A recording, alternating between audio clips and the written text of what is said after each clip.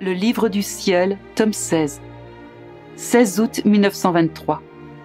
Les raisons pour lesquelles Jésus veut que sa volonté soit faite. La gloire qu'il en retire.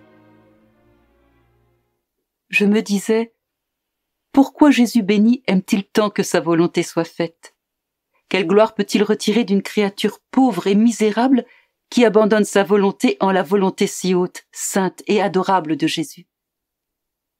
Pendant que j'entretenais de telles pensées, mon aimable Jésus me dit avec beaucoup de tendresse: « Ma fille, veux-tu savoir? Mon amour et ma bonté sont si grands que chaque fois qu'une créature agit selon ma volonté, je lui donne beaucoup. Et afin que je puisse toujours lui donner beaucoup, j'aime qu'elle fasse ma volonté. Par conséquent, la vraie raison pour laquelle je désire que la créature accomplisse ma volonté est qu'elle me fournisse ainsi le moyen de lui donner sans cesse.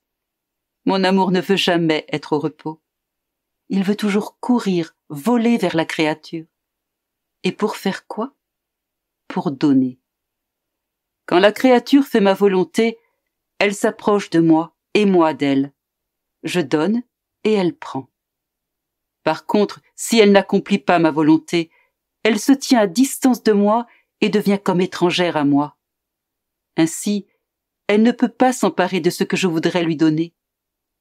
Si je lui donnais quand même, cela serait nocif et indigeste pour elle parce que son palais non raffiné et contaminé par sa volonté humaine ne lui permettrait pas de profiter et d'apprécier les cadeaux divins. Mon désir est de lui donner sans cesse. Les créatures qui accomplissent ma volonté augmentent ma gloire.